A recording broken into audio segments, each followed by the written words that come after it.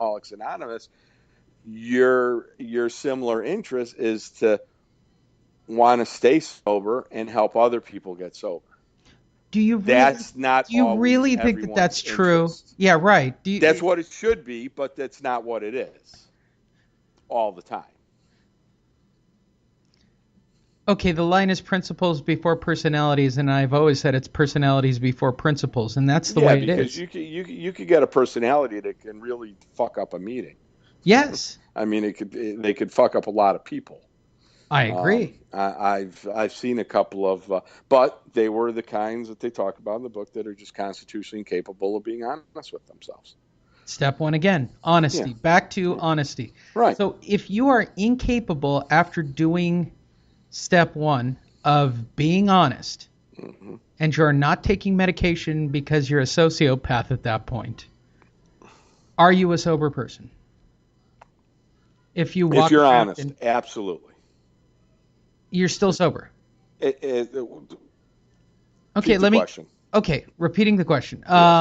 I guess working a good program would be you would your cult as well as my own personal cult. They're still my friends, but Right. they know I think of them as a cult. My little circle. They consider me a quote unquote dry person because I refuse to go to meetings.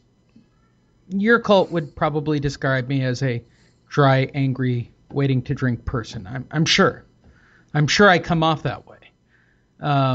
It's part of my charm and mystique. Well, when I was little, my mom used to take me to the mall, and to entertain me, she would like have me run up the downward escalator. Yes. And of course, when old people would get at the top of the escalator to come down, I'd have to stop running and go down with them. And I kind of look at recovery the same way. You got to keep running up that down escalator, and if you stop, you're gonna go back to the bottom. I mean, like I said, Well, I I think like the if you're program willing, I because think I if was you're willing to make miserable drastic being. life changes, you can get around that. You can. But I think it revolves around drastic life changes. And I don't, here's what I mean. Step Mhm. one is about honesty. This is who Right, I am, take it or leave it, right, and I don't want to do this. right. Okay, let's simplify it down to its basic term. I think it's quite cute and quite fuzzy that everybody wants to do spiritual consequences and, family. Like, here's the truth. I've been sober a while. The Hmm. physical consequences, the relationship, like all of that stuff, you even learn later on in life. It's not that big a deal, right? It's what it's whether or not that you're okay with it. Hmm. That's the reality. I mean, emotional and physical consequences, relationship consequences, work consequences, family consequences. The one I always find amusing is the spiritual consequence of, yes, I feel abandoned by him. I do. And it's because no, it's not. It's not. It's not. It's not because you drink. Your family doesn't hate you because you drink. They hate you because you're not honest. You're I even people who get the court card nudge, right? At the end of the day, my comment's always the same. It's just because you're not honest. The man didn't put you here. You put yourself here. Right, That that's the honesty part of all this that right, nobody seems to get. So my right. question is, you do a thorough and fearless inventory or whatever cult terminology you want to use and do a Well, that's step another one. month down the road when we do I, step 4. yeah, I get that. Don't worry. So I do a step one. I'm honest. I lay it Right. out. This is who I am. This is Right. how I am. Okay. If I am dishonest after step one, let's say I'm cheating on my wife and I am a sponsor of other people and Hmm. I give out advice or I have an opinion on how others live their life, is that not at its core the most hypocritical thing on the planet? Absolutely. Okay. Just making sure. Yeah, I mean it is. I mean, when I sponsor, I try and I don't. I use the term lead by example, but I grew up in one of those houses. Do as I do, not or do as I say, not as I do. Right. And it's yeah. I mean, it's crazy. I would ask the question that I hate to get religious, but ye have no sin, cast the first stone here. Nobody in the program could ever throw a stone, ever, which begs the question of why does anybody have an opinion about how other people are doing whatever they're doing? Mm-hmm. That's the part that I'm having. If there was like a sales pitch to get me to come back to meetings, my question would be, does everybody, are they all allowed to still have their opinions? That's my question. Or are we keeping them to ourselves? I mean, if it's an open dialogue where everybody has an open format, I'm okay with that. If it's everybody keep it to themselves, it's great. But it's the fact that everybody lives in this bizarre gray area of this is okay, but that's not okay. Well, my sponsor says this is okay and that's okay. And you're not really an alcoholic because you didn't really do it. Like that whole thing. Like I don't think people understand until they do have about 5 years where they can actually examine this whole thing and take one step away from the game of life board, the Monopoly board that is the 12 steps and go, there's a lot going on here. There's a lot going on here with a lot of different people. And I've said this, and maybe I'm crazy, that if you really want to get sober, that a 12-step meeting is probably the worst place to get sober. That's a lot of toxic personalities. And I don't think that they're all there for some people are there for the betterment of you, but that's not the majority. Tell me within your own group. Are they cheering for people or are they looking to put people down and be better than? A few of us are cheering for people. Okay. But it's not the majority. No, the majority are immature drama queens. Right. See, you're just selling me on why I'm not ever going to a meeting again. But that's not why you go to meeting. I mean, I don't know. Why then would I go to a meeting? I have a better understanding of the 12-step than most people. Would you not agree? Yeah. Why do I go to meetings? I go to meetings to give it away. I'm looking for me. This is for you. Hey, the program's selfish, man. You have a lot to offer people. You can protect that newcomer from the people that give the program a bad name, that are hypocrites, that don't suggest.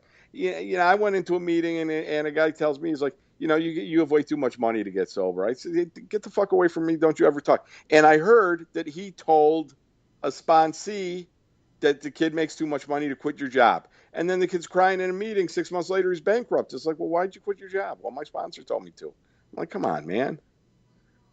Wow, that's fine Arizona logic. Your sponsor talks to shadows. I mean, come on.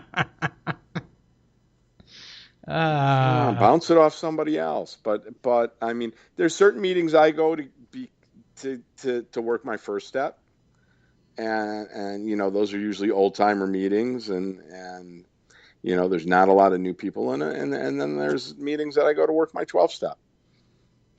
Okay. So let's go through this one last time for everybody. So when you're outlining your step one, it's important to get the emotional consequences, physical consequences. I begrudgingly say the word spiritual consequences, but people don't live in a rational world with me, so go ahead. Family, partnership consequences, career and education consequences, and any other consequences, including financial, loss of friend, whatever it is.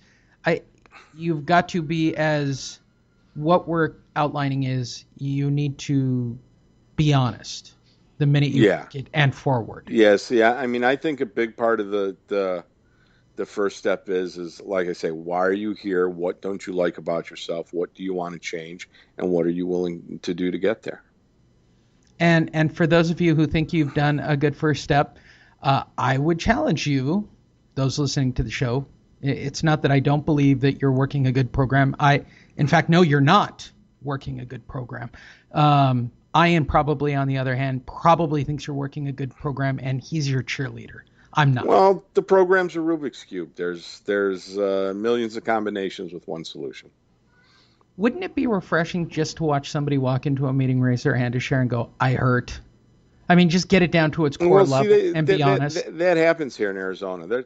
One thing I'll say about Arizona is I would say only 90% of the people are there to save their face rather than their ass.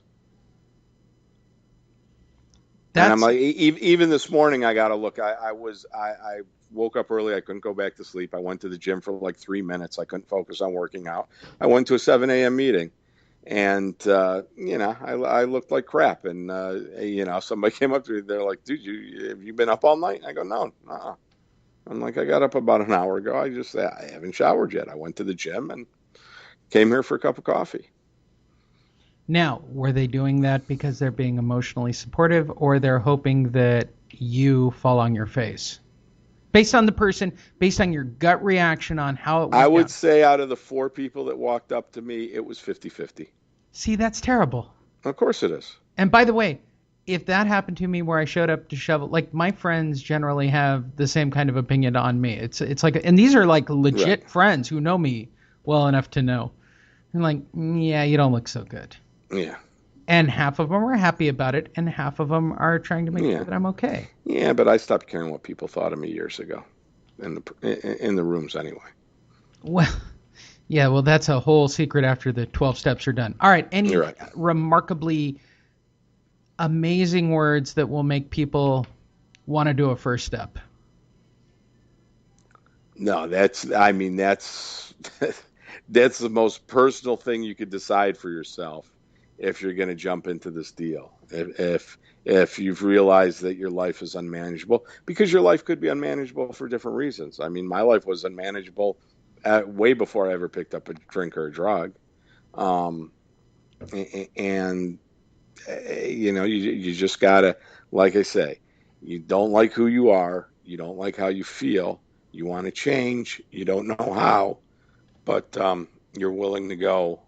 You're willing to take suggestions and try and change for the better. All right, so as we do so often on this show, if you're new to this show, definitely go listen to Step Zero. It was our kickoff episode. Yes. I come off as completely awful. But the reason I bring that up for anybody who's made it this far going, hey, these guys aren't so bad. Yeah, I'm that bad. My words of wisdom for this week are to the newcomer. Hello, newcomer. I hope you find a sponsor, and I hope you go do your 90 meetings in 90 days.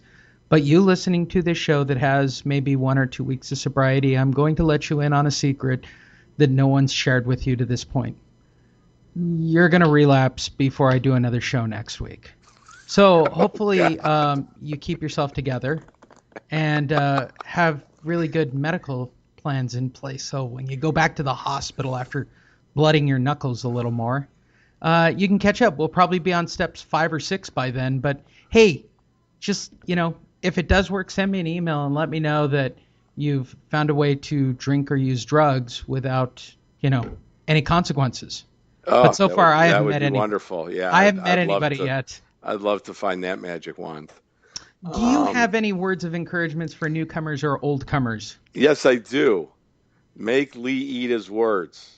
If you feel like drinking tomorrow, just remember Lee's going to be laughing about it. I'm him. Yeah, I'm yeah. so You in. you guys just don't pick up in spite of yourselves, because whatever you're feeling, whether it's bad or even good or nothing, it's going to change. So if you feel like drinking, you just got to sit on your hands long enough, and that feeling will go away.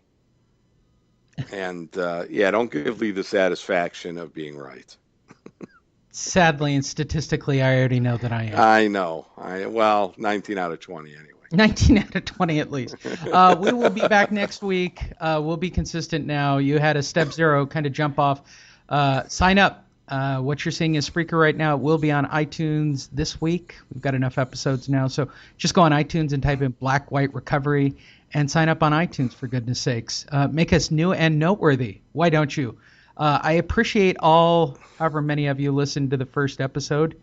Hopefully when I send this out through all the channels, I read some of the comments on some of the chat rooms. It was a little painful that you guys, with less time than me, think so little of me.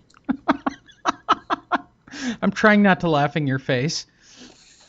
Um, but we will be back. I'll let you in on a secret. Next week, step 2. I know you're excited, right? So if you're doing your steps with us, as I told you, you should remember you want to do a